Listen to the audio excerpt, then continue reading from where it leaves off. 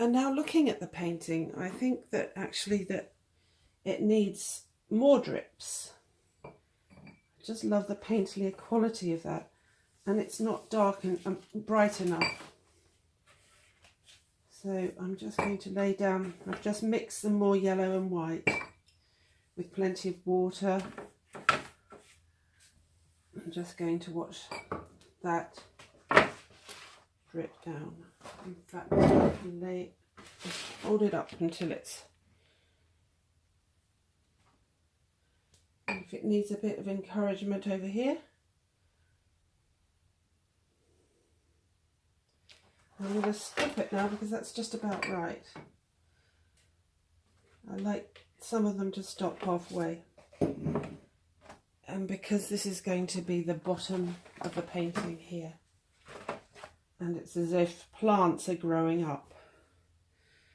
So I'm going to leave that to dry again.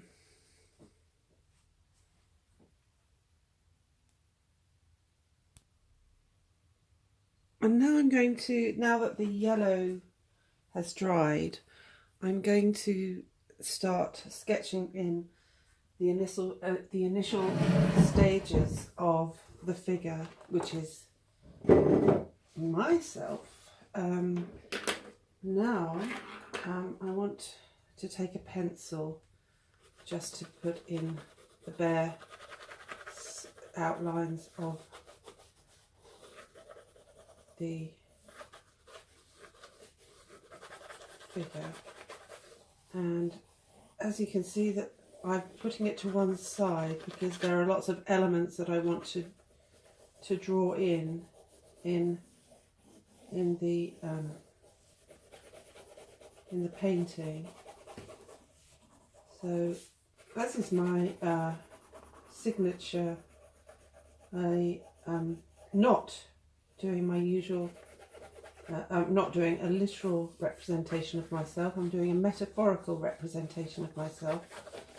And also my signature way is to use the very long neck, as I have a very great love and reverence for the work of Modigliani, the Italian post-impressionist painter. And he's one of my favourites. In fact, I need to go and have a look at his exhibition at the Tate, which is, there's a retrospective there at the moment. I think I feel I need to go to London and see it very soon. So here we have me.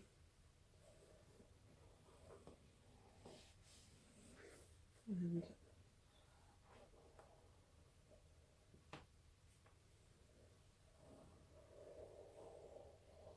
I'm going to put in various other elements. I usually like to put in some kind of element of my hand, and I think in my hand I'll be holding something, yet I don't know what it is at this point, as I'm coming to this painting with completely new eyes, no preconceived notions. Now what I like to do first of all is to create a background on the figure of complete white, because it's like starting from a piece of paper. It's like the fresh start. From there I can add any colour I like. So taking it back to white, we have all our underpainting underneath, of course, and I'm going to take this side right back to the white, at least the part that is the figure.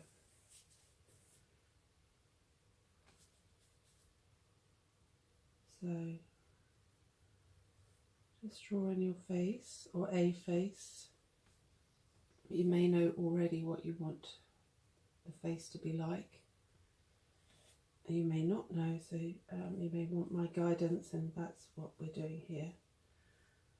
And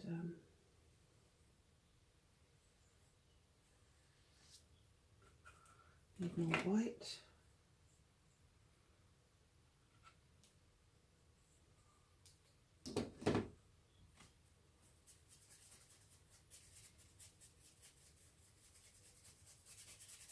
I'm letting some of the background show through here.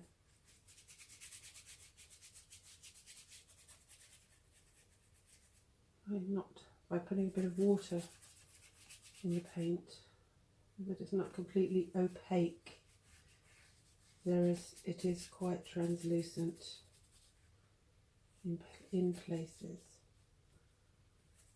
But as I said before, that can change because the painting is always a conversation. Whenever you're painting a picture, you are having a conversation with it. It is a dialogue, and it is not set in stone. I'm never following a recipe, although there is a point where, of course, all painters have their own style. But sometimes I approach a painting from a completely different angle every time.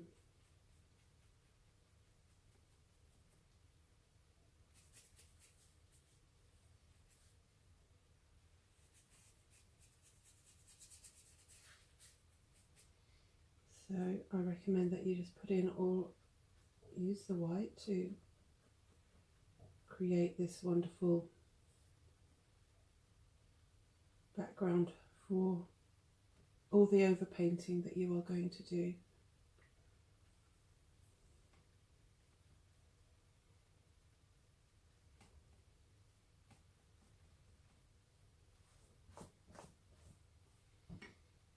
Take a smaller brush when you need to.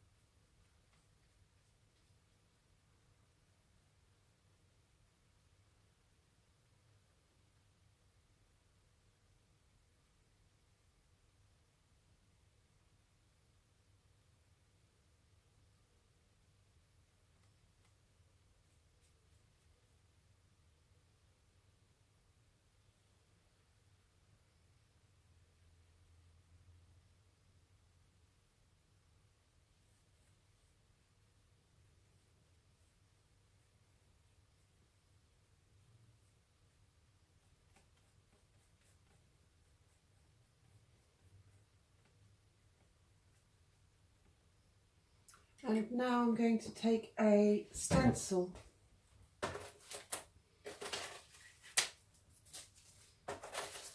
and it can be any stencil you like, and I want to put in this rather lovely design which I feel like it looks quite Indian in style. Now to stencil you just need to lay your painting flat, get a bristly brush and the white. Now dab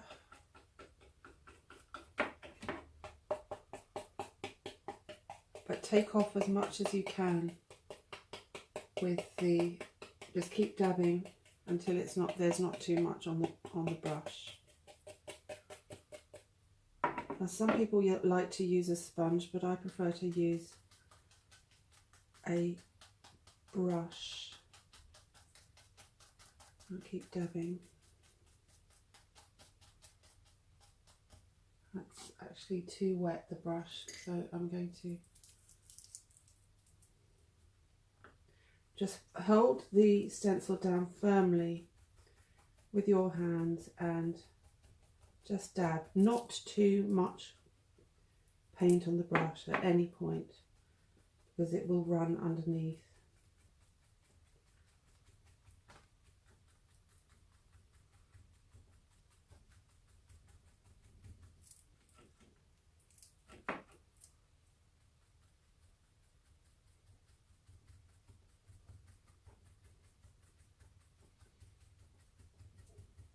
I used to be a real purist and never used stencils, and all my patterns were always handmade, hand painted. And then I discovered how fun they were, and I still do plenty of my own patterns, of course, but stencils are great fun and have been used forever. You know, they've been used since medieval times or pre-medieval times. So it's actually not a problem for me anymore.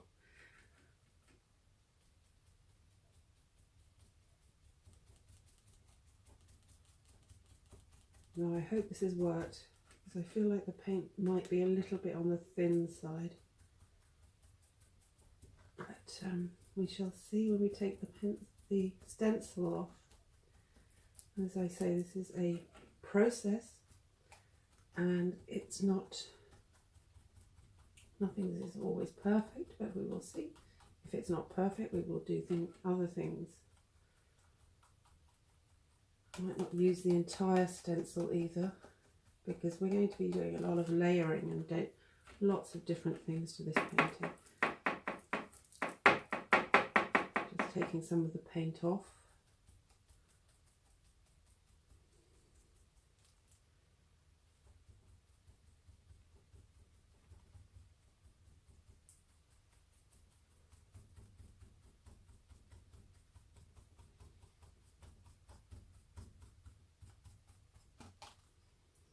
Right, I haven't used the whole stencil, I'm just going to take it off.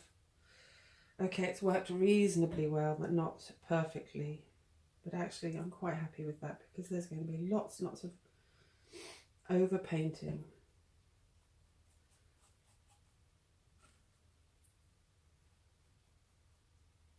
See, it's run underneath the stencil because the paint was a bit too thin. So I'm going to stand back, let that dry, and get on to the next stage.